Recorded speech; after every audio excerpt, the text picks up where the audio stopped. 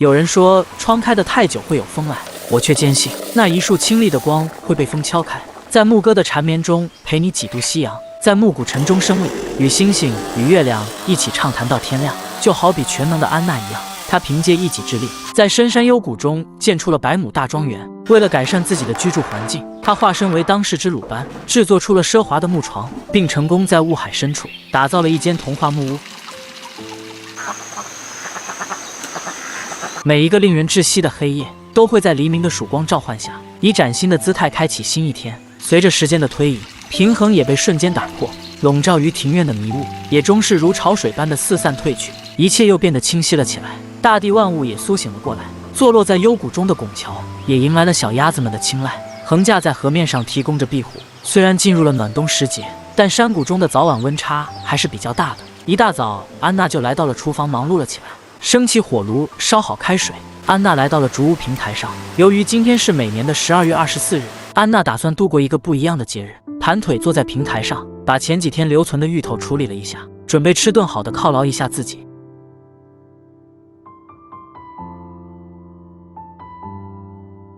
虽然满地跑的都是现成的食材，但好歹都是安娜的亲骨肉，怎么可能去对自己的骨肉下黑手呢？还好提前买了猪脚肉，只需把芋头处理出来，就可以搭配着猪脚肉进行美食的制作了。处理好芋头，安娜端着食材来到木屋出水口。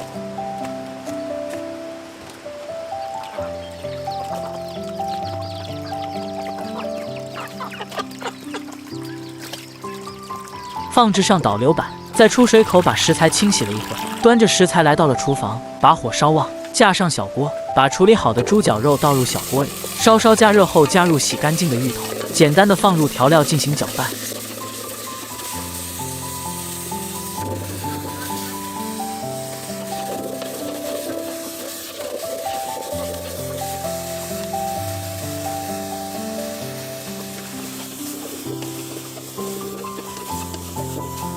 充分搅拌均匀后，再盖上盖子焖上一小会。为了保证有足够的大火进行烹制，安娜拿着竹筒在一旁辅助着。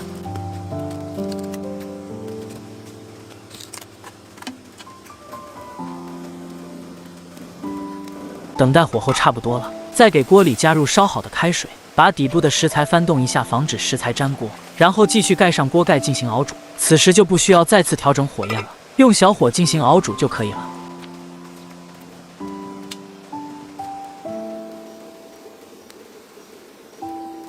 虽然食物还没做好，但仅从热气腾腾的肉汤的颜色就能看得出，味道显然很不错。再次盖好锅盖，安娜才返回了木屋。毕竟现在可不是吃饭的时间，得趁着空闲去找点事情做。许久未曾打开的窗户上落满了蛛网，安娜拿着扫把把窗户清扫了一番，才推开了窗户，给木屋换了换空气，顺道把木屋也清扫了一番。才拿起了挂在墙上的卷尺，把睡觉的位置测量了一番，打算做个真正的床出来。原来自从木屋建好后，安奈一直以来都是以地为床。为了使今天的节日有仪式感，必须把缺少的家具给置办出来。由于提前准备好了木板，所以今天的工作就简单了许多，分几次把木板先运回屋内。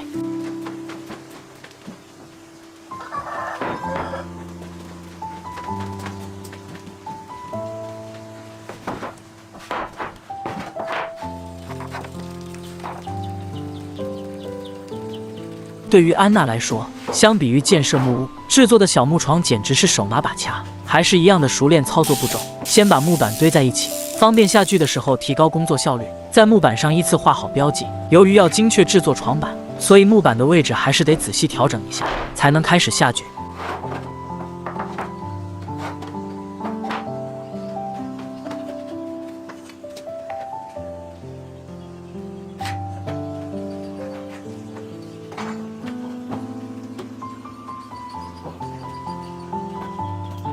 顺着标记点把多余部分去除掉，批量生产的方式确实使工作效率提高了一大截。把处理好的木板组装在一起，使用铁钉固定好。先做出床箱的外围框架，接着在中间位置钻出小口，在中间钉上一片木板，做出床箱内部置物柜的分隔板。将其固定好之后，再依次把另外两边安装好，再给隔板中安装上木板。形成间隔的置物空间，这样所有木板就成了一个单独的置物空间，每一片木板也是一个独立的承重点。这样做出来的床，在上面安装上床板的时候，可以有很强的抗压能力。按一样的方式，给另一半床箱也安装上隔板。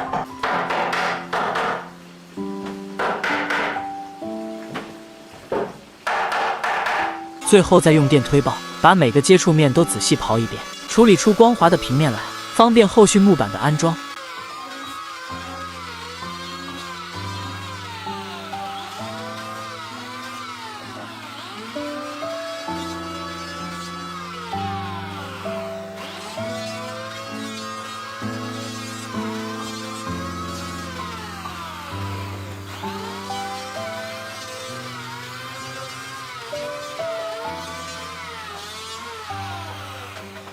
为了保证床架的位置处在测量好的点位，安娜选择在没有安装床板的时候，把床架移动到靠墙的位置，然后再开始床板的安装，把木板依次铺设在床箱上。由于没打算在顶部留有置物空间，所以安装的方式就简单了许多。依次把木板排列在床体的框架上，用钉子固定死。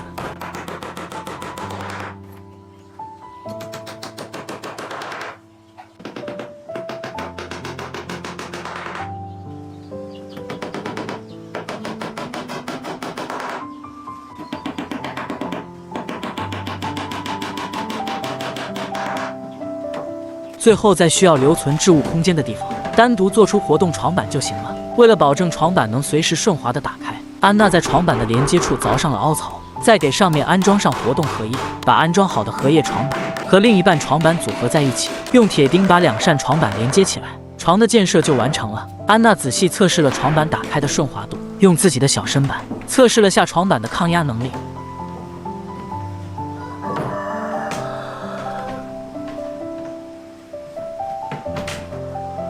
为了防止床板刮伤自己，安娜使用电推爆，在床板的侧面刨出圆角。处理完一切，才准备起了接下来的工作。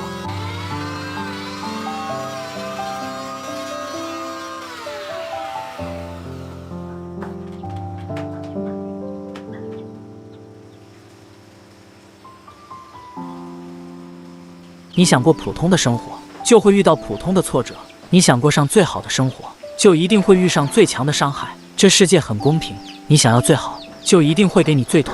能闯过去，你就是赢家；闯不过去，那就乖乖退回去做个普通人吧。不过我相信安娜就是一个普通人，她用超强的耐性与技能，独自在深山老林建设了3座木屋，还亲手给木屋制作了各种奢华的家具。最厉害的是，别人荒野1天饿3顿，她却在自建的厨房吃起了猪蹄大餐。趁着还有闲暇的时间，安娜又忙碌了起来，取了些木板回来。由于以前的置物架仅是临时钉上了木条进行安装的，所以安娜打算制作一个全新的置物架，把原先的置物架拆掉。安娜使用卷尺把需要安装的地方测量了一番，接着在选好的木条上锯出适合的木条。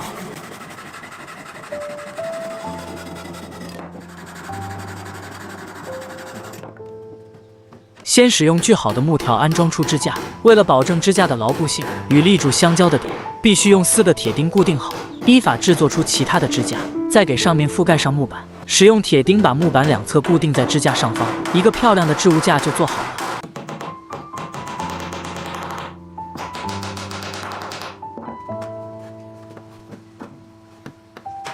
按同样的方式，给每一个窗户下方安装上一样的置物架，做出一个独立的窗台。还是使用铁钉对各个点进行加固，一番敲打后，置物架也就做好了。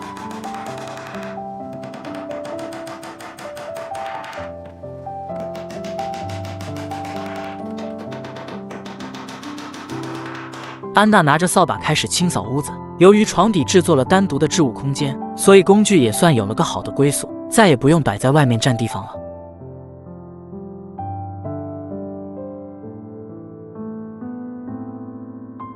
处理完加工出来的木屑，天也慢慢黑了下来。安娜取回来了床铺，在置物架上放置好毯子，再给床上铺好床垫，彻底在木床上放飞了自我。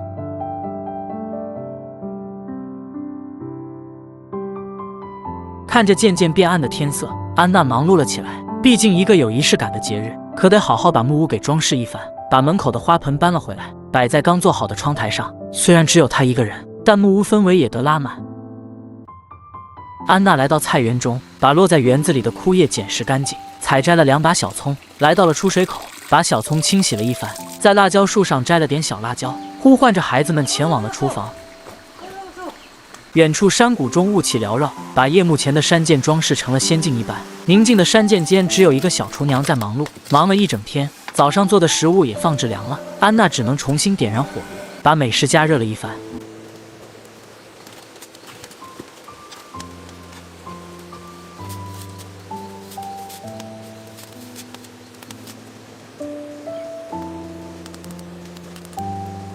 看着沸腾的肉汤，安娜倒入了切好的小葱，咕嘟嘟翻腾的肉汤看着就很美味。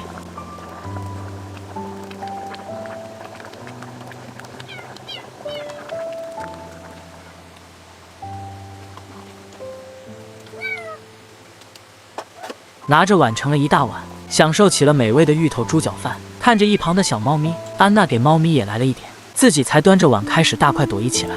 原生态的芋头配上新鲜的猪脚肉，小味道简直不要太哇塞。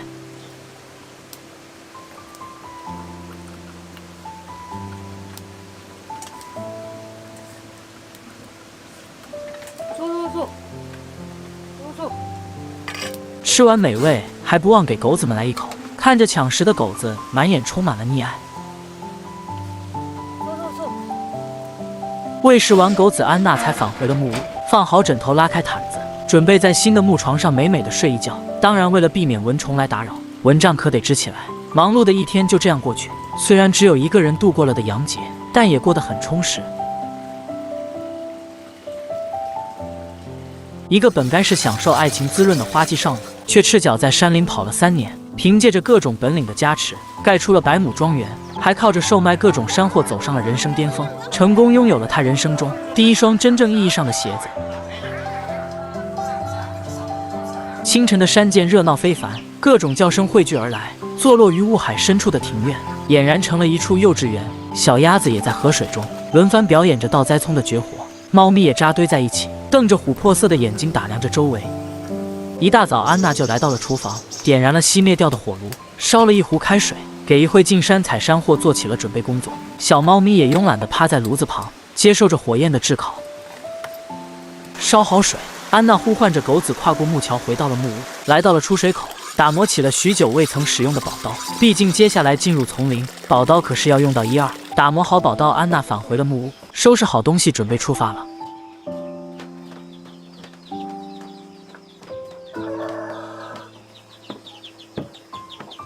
阿黄还是忠心不二，寸步不离地卧在安娜身旁，殊不知自己却是最多余的那个。无奈的安娜只能抱起阿黄，给阿黄挪了个窝，才关好木门出发了。你别看阿黄整天蔫巴巴的，安娜一动他立马就活了过来，屁颠屁颠跟在安娜身后。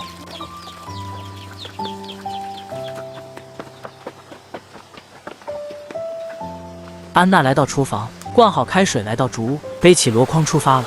为了能在1月1次的大集上有足够多的山货去售卖，今天安娜打算在资源丰富的林子中收集一些山里遍地都是，山外却十分稀罕的玩意。棕榈树作为热带地区丛林中常见的棕榈科植物，可谓是浑身是宝。棕榈果也称之为油棕果，外层为较厚的果肉，含油量非常高，内有坚硬的棕核，核内有果仁。果肉可单独食用，味道有点接近于山竹的味道。当然，果肉可制成棕榈油，而果核也可以炼制成棕仁油。而安娜此行的目标就是它了。一番寻觅，找到一棵挂满果子的大树，由于地上有自然脱落的果子，也就省去了上树去采摘的步骤。在地上捡了一颗果子，使用宝刀去皮后品尝了一下，显然还未成熟，于是扔掉果子继续前行，一路一边寻觅一边品尝。终于在一处山坡前找到了一些看着就成熟了的果子，去皮品尝过后，安娜决定在此处进行果子的收割。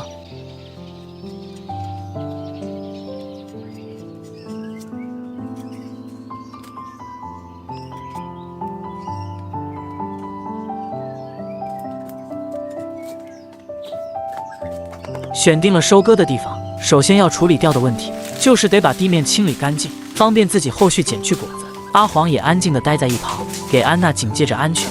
处理完地面的杂物，顺手捡了一些果子泡在水杯里，等待浸泡一会就能食用了。由于果子长在树冠的部位，树高跨度直接超过了4、5米，直接爬上树去采摘显然不现实，而且非常危险。于是安娜找了一根较长的竹子，处理好竹子，再找来一根带钩的树杈当钩子，把树杈和竹子捆绑在一起，做成一把趁手的工具。仔细检查了工具的牢固性后，拿起杯子把浸泡过果子的水倒掉。经过开水浸泡的果子，内里已经变成了金黄色。安娜拿起果子品尝了起来，果子的品相看起来不错，小味道感觉很哇塞的样子。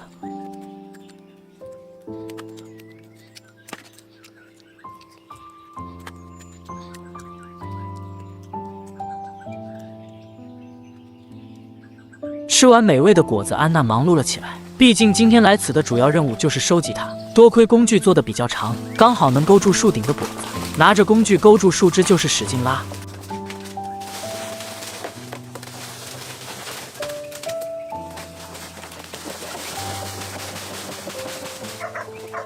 四处掉落的果子，直接把阿黄给整蒙圈了。激动地看着四处掉落的不明物体，慌了神，朝着到处叫了起来，好像只有高声的叫喊才能安抚他慌乱的心。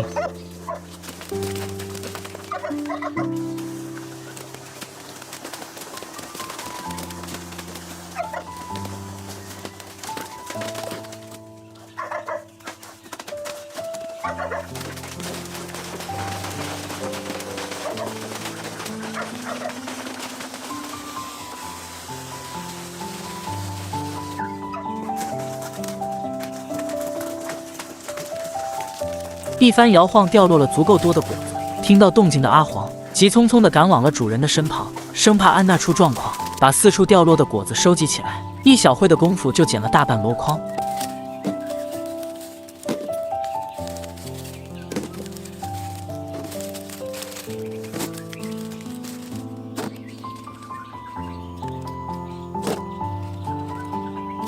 虽然树上还有不少的果子，但沉重的背篓仿佛在提醒安娜该回去了。把果子收集到一起，摇了摇筐子的分量，收拾好东西，安娜背起了沉重的箩筐，踏上了返程。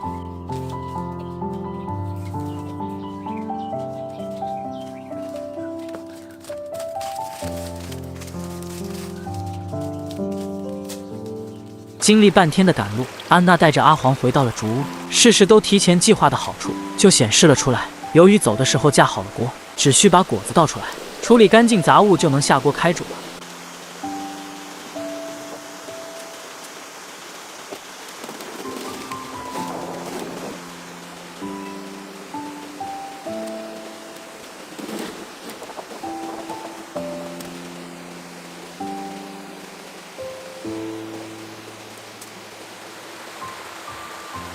为了加快工作效率，安娜给炉子下再次加入了柴火，在一旁测试着水温，确保水温不能过热也不能太冷。不过你这直接用手来测试真的好吗？当真是不怕烫手。测试好温度，安娜把棕榈果倒入了锅中，开始加工果子。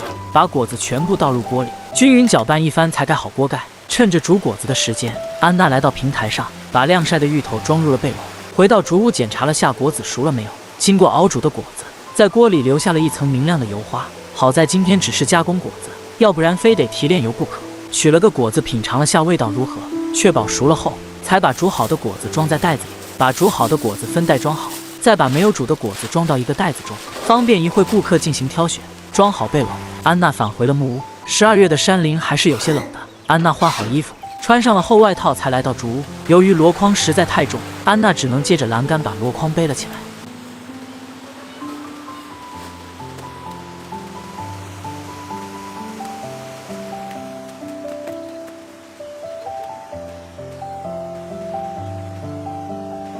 经历大半天的赶路，再一次来到了小镇。由于天气的原因，集市上的人还是比较少。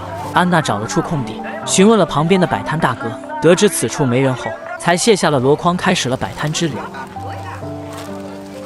我相信总有一天，我们会在世界的屋顶再次相遇。不要轻易用过去来衡量生活的幸与不幸。每个人的生命都是可以绽放美丽的，只要你珍惜。那么此刻的你，珍惜你的那个他还在您的身边吗？